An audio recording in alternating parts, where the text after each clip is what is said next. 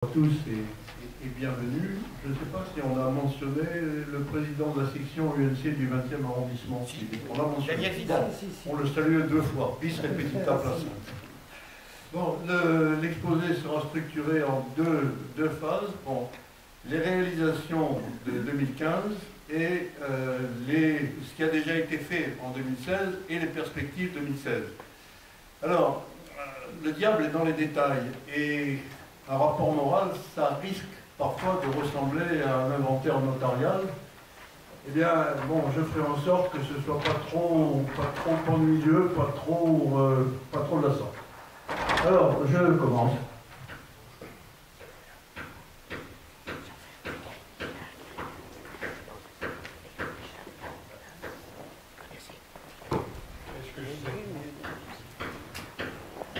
L'année 2016 a été marquée par l'élection du général Pierre Saint-Macary comme nouveau président général de l'Union nationale des combattants.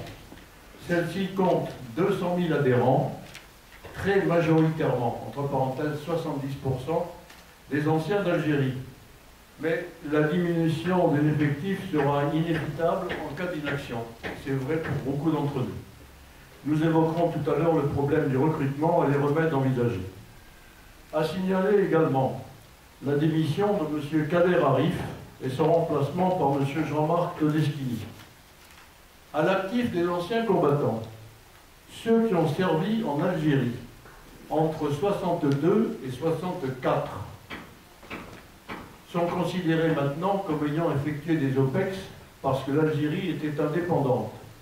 C'est quelque chose qui peut intéresser pas mal de gens de notre génération Algérie. Parce qu'on n'a pas précisé si c'était Reagan, si c'était Bousfer, si c'était ailleurs. Donc là, il y a des choses à creuser. Et si des cas se présentent, les cas sont analysés individuellement et il est bon de se mettre en relation avec la direction juridique de l'UNC qui saura recueillir les dossiers et dire il a droit, il n'a pas droit, etc. Donc, ce n'est pas une mesure générale, c'est des mesures qui seront prises au cas par cas. Mais si la mesure est acceptée, si l'OPEX en question reçoit la carte de l'ancien combattant de l'ONAC et une croix du combattant qui va avec. La carte procurant une retraite modeste, mais qui a quand même le mérite d'exister. J'ai le regret aussi de mentionner au passif de notre ministre des Anciens Combattants une repentance totalement incongrue, basée sur la fable des 40 000 tués de l'armée française par l'armée française lors de la répression de Sétif. C'est un mensonge éhonté, inventé par un monsieur qui s'appelle Enodi. La répression de Sétif a existé, parce qu'il y avait eu beaucoup d'assassinats. Elle a été voulue par le gouvernement français de l'époque. Elle a fait 2500 morts selon les recensements officiels, 4000 selon des estimations plus larges. Passer à 40 000 en faisant repentance devant le gouvernement algérien m'a paru, je me permets de dire, assez inconvenant. Il y a également eu quelque chose qui est mal passé dans les milieux d'anciens combattants et les milieux militaires, c'est l'affaire du général Pitmal, excusez-moi l'expression, mis au gnouf comme un vulgaire malfrat. Enfin, une mauvaise nouvelle aussi, c'est le fait que M. le Président de la République assiste aux cérémonies du 19 mars, ressuscitant ainsi la légende des accords d'Évian, parce qu'il n'y a jamais eu d'accord d'Évian, il y a eu un cessez-le-feu. Je vous prie de m'excuser de vous dire tout ça sans langue de bois, mais je crois qu'il faut aussi considérer l'environnement. L'environnement d'aujourd'hui, c'est quand même, c'est pas Alger en 1957, mais c'est quand même un environnement dangereux, avec des possibilités d'attentats. J'en profite au passage pour dire que lorsque je vois devant les synagogues de notre quartier du 17e des petits paras qui montent la garde toute la journée, je dis ce sont vraiment des braves gens et ils méritent quand même notre respect, notre affection. Alors voilà, maintenant pour un peu le bilan des activités 2015, la section a tenu 10 réunions du bureau en présence de Philippe Boulan, Michel Carbonnier, Marie-Hélène Villeneuve et Gérard Meunier. Je ne vais pas vous énumérer les mois, il y a eu 10 réunions de bureau, c'est-à-dire qu'il y a eu réunion tous les mois, sauf les mois de juillet et d'août. On part quand même un peu en vacances. Le rapport qui suit chaque réunion est actualisé le mois suivant. ce qui évite des oublis et permet de suivre l'avancement des projets et la mise en œuvre des décisions tout au long de l'année. Au deuxième rep, on chante « Le diable marche avec nous ». Moi je dis « Le diable est dans les détails » et donc il faut être très vigilant dans l'avancement des projets, à n'oublier aucun détail. En particulier, et ça vient de nous arriver, pour le cas de Marie-Noëlle Dumont et de sa conférence, il y a eu un problème de calendrier qui a fait que la mécanique n'a pas pu se mettre en route. Donc on sera très très vigilant là-dessus à l'avenir. On se répète, mais Madame Annick Liffroy a porté le drapeau, symbole de la section UNC 17, dans la très grande majorité des cérémonies mémorielles, qu'elle en soit vivement remerciée. Et dans ce cas-là, il y a applaudissements sur tous les bancs.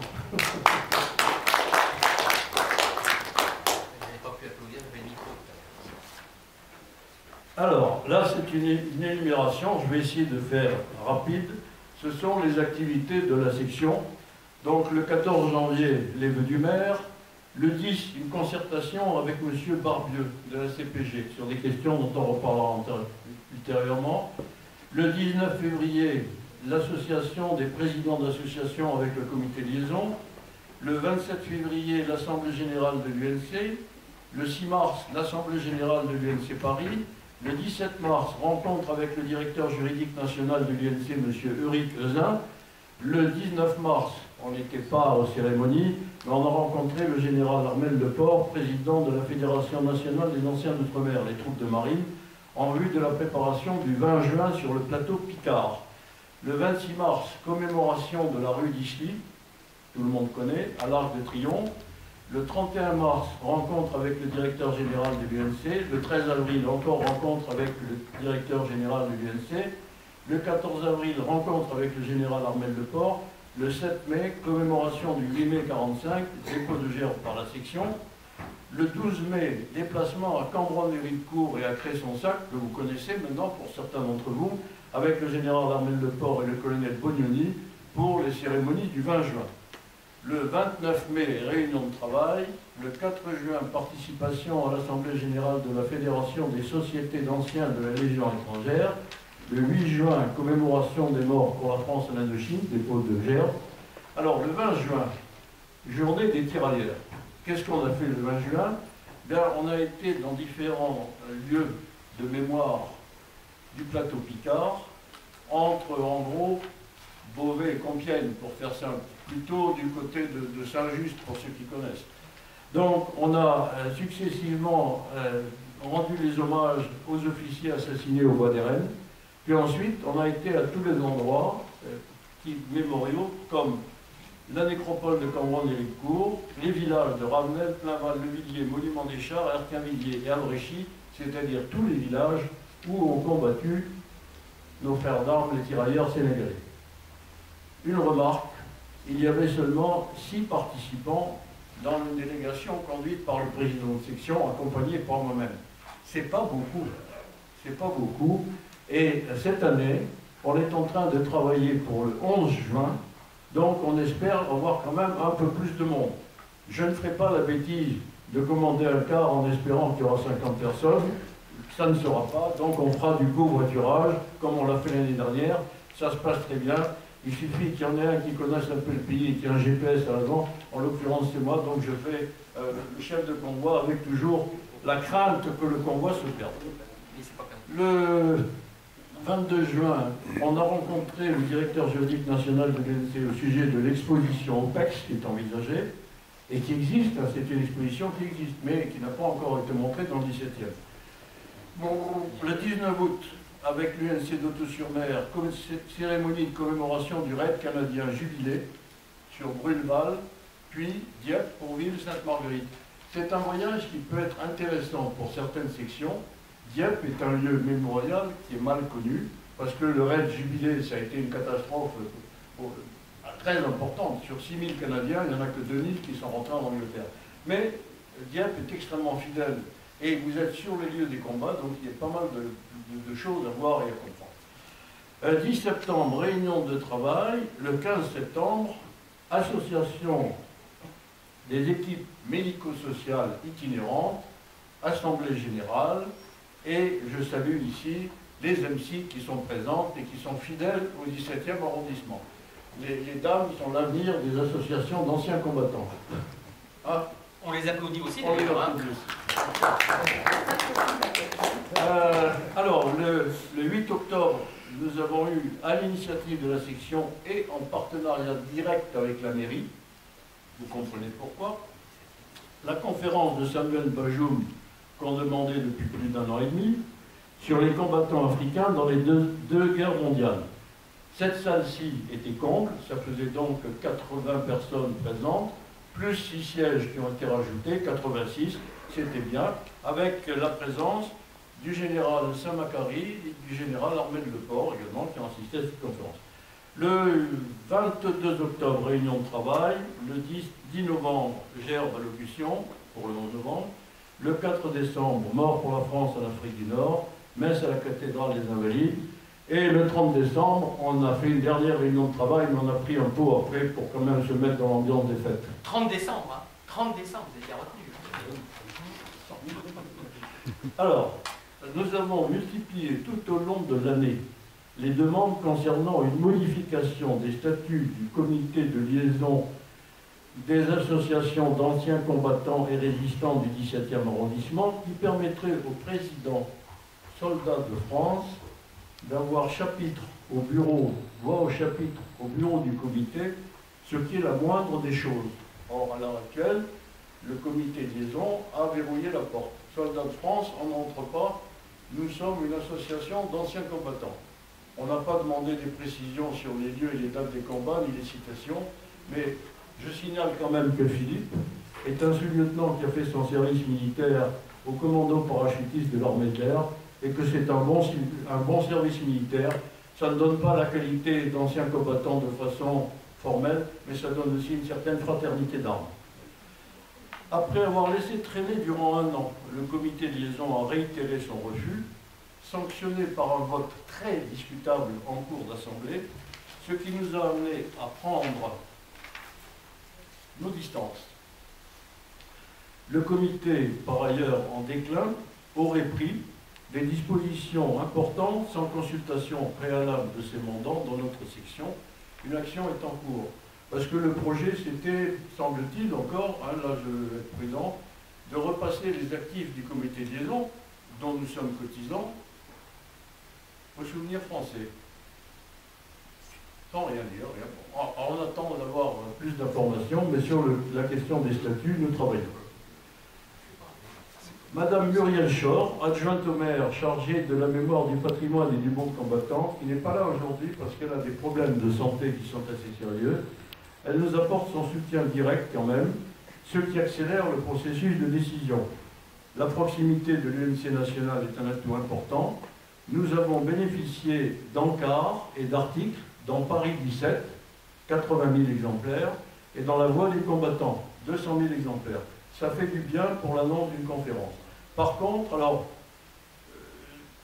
je comprends que les présidents de section aient aussi leurs problèmes, leurs programmes d'activité, mais c'est un peu dommage parce que chaque fois on les invite. Il y en a quelques-uns qui commencent à venir, mais ce mouvement mérite d'être encouragé. Alors, maintenant, bien que le début de l'année 2016 ait connu quelques recrutements, comme l'a dit Philippe, il est indéniable que nous devons tout tenter pour les augmenter.